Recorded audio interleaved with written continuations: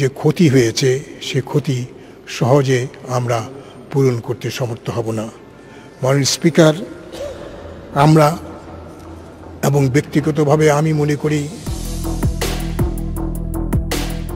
সাবেক স্বরাষ্ট্রমন্ত্রী ও আওয়ামী লীগ সরকারের প্রভাবশালী নেতা ডক্টর মহিউদ্দিন খান আলমগীর ওরফে মখা আলমগীরের বিরুদ্ধে দুর্নীতি, ঋণ জালিয়াতি ও অর্থ পাচারে চাঞ্চল্যকর তথ্য পেয়েছে BFIEU। ফার্মার্স থেকে নাম বদলে হয় পদ্মা ব্যাংক। সেই ব্যাংক লুটের ১ নম্বর কারিগর ছিলেন সাবেক স্বরাষ্ট্রমন্ত্রী ও আওয়ামী লীগের প্রভাবশালী নেতা ডক্টর মহিউদ্দিন খান আলমগীর ওরফে মখা আলমগীর। তিনি ব্যাংকটির চেয়ারম্যান থাকার সময় প্রায় ৩৩০০ কোটি টাকা লুট হয়। তার সহযোগী বাবুল চিশতির মাধ্যমে লুট হয় আরও প্রায় ১৭০০ কোটি টাকা।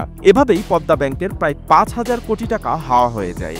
বর্তমানে ব্যাংকটির মন্দমানের খেলাফি ঋণ প্রায় ৮৬%। এর মধ্যে বাবুল চিশতির সাজা হলেও ধরাছোঁয়ার বাইরে মখা আলমগীর। আওয়ামী লীগ ক্ষমতায় থাকার সময় তার বিরুদ্ধে তদন্ত করা তো দূরে থাক, ভয়ে কেউ কথা বলারও সাহস পাননি। সংস্থাটির সর্বশেষ তদন্তে দেখা গেছে তার নিজের নামে, স্ত্রী সিতারা আলমগীরের নামে এবং পরিবারের নিয়ন্ত্রিত প্রতিষ্ঠানের নামে খোলা ৩৩টি ব্যাংক অ্যাকাউন্টের মাধ্যমে মোট ৩৯৮ কোটি ৯১ লাখ টাকার লেনদেন হয়েছে। এর মধ্যে ২০০ কোটি ৬৩ লাখ টাকা জমা হয়েছে এবং ১৯৭ কোটি ৮৮ লাখ টাকা উত্তোলন করা হয়েছে। বর্তমানে ব্যাংকগুলোতে অবশিষ্ট আছে মাত্র ২ কোটি ৮২ লাখ টাকা। আদালতের নির্দেশে এসব অ্যাকাউন্ট পুনরায় স্থগিত করা হয়েছে।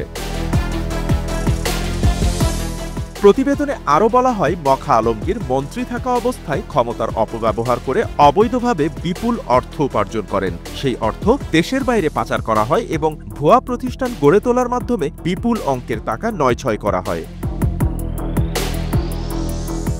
ডক্টর মহিউদ্দিন খান আলমগীরের মতো একজন প্রভাবশালী রাজনৈতিক নেতার বিরুদ্ধে এই চাঞ্চল্যকর অভিযোগগুলো দীর্ঘদিন ধরেই প্রকাশ্যে থাকলেও কার্যকর পদক্ষেপ না নেওয়া আমাদের বিচার ব্যবস্থারই দুর্বলতাকে তুলে ধরে। এই ধরনের ঘটনা কেবল একটি ব্যাংক নয়, পুরো আর্থিক খাত এবং রাষ্ট্রের উপরই জনগণের আস্থাকে চূর্ণ করে দেয়। তাই এই ঘটনার নিরপেক্ষ তদন্ত ও যথাযথ শাস্তি নিশ্চিত করা এখন সময়ের দাবি, এমনটাই মনে করেন জনসাধারণ সহ সকলেই।